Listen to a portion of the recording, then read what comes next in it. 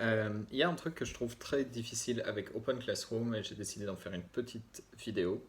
Je pense que je l'ai déjà mentionné dans d'autres vidéos précédentes, mais là ça devient vraiment mon problème numéro un avec cette formation.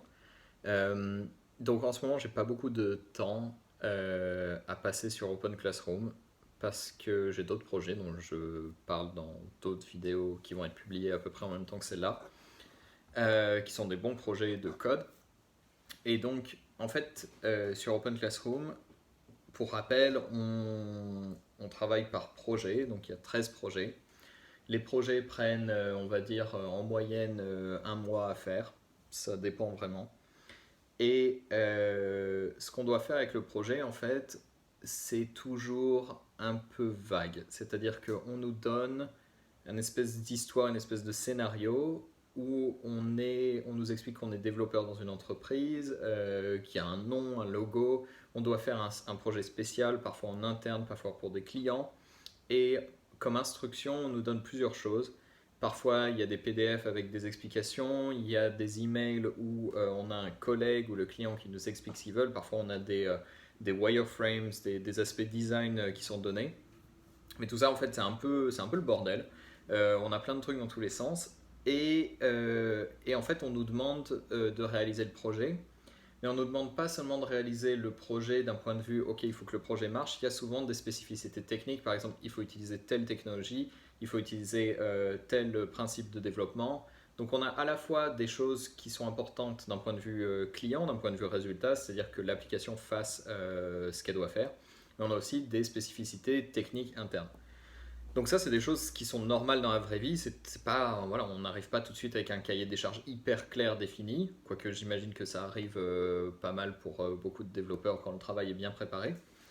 Euh, donc ouais, donc il y a plein de choses. Le problème, c'est qu'Open Classroom, en fait, a vraiment une idée en tête, en fait, dans les évaluations, ce que les mentors ont comme grille d'évaluation pour un projet qui fonctionne et les critères d'évaluation pour la soutenance sont en fait assez précis. Et le problème, c'est qu'en fait, il faut arriver à comprendre dans toutes ces spécificités exactement ce qu'il faut faire.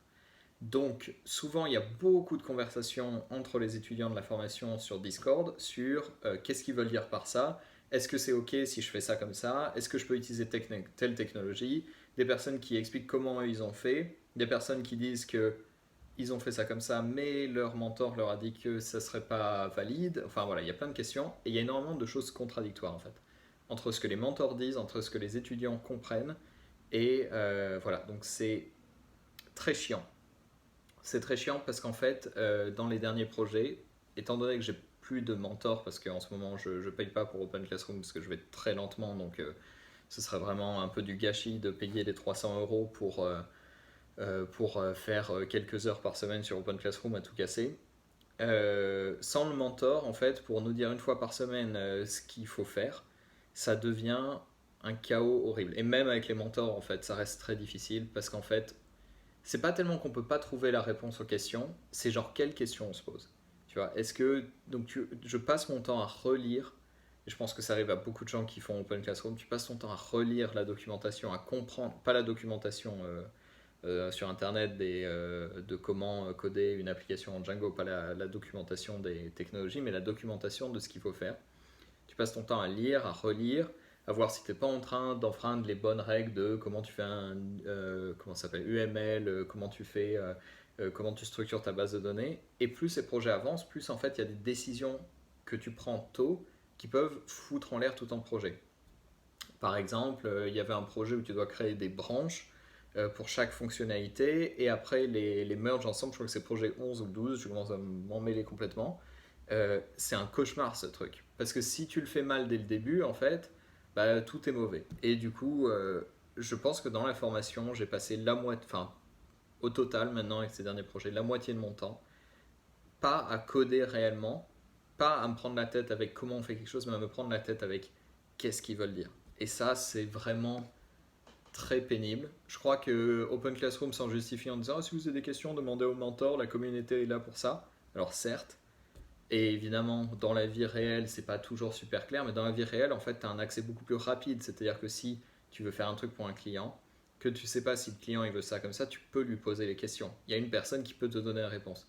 Et si tu travailles avec une équipe, avec un développeur senior ou je sais pas, ou un project manager ou quelqu'un qui a une idée précise de l'architecture, tu peux en parler plus fréquemment qu'une fois par semaine.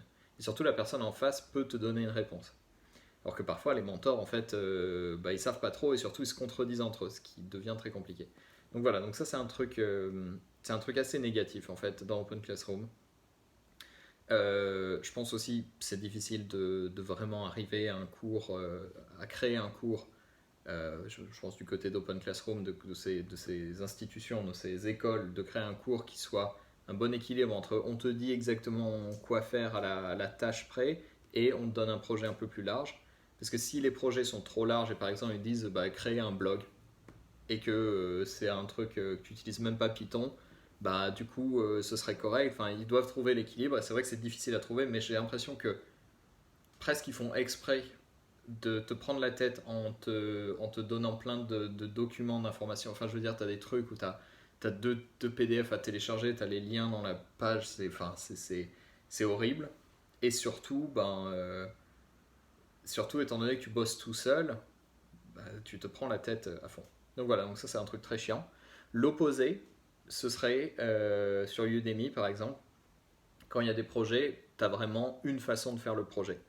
Parce que en fait c'est un truc pas à pas, donc tu refais le projet que le mec est en train de faire devant toi en fait sur Udemy. Donc tu apprends en même temps, mais c'est vrai que tu es littéralement en train de faire exactement la même chose, ce qui est pas super non plus. Donc l'équilibre c'est d'avoir des spécifications techniques très claires sur ce qu'il faut faire et beaucoup de liberté au milieu je dirais.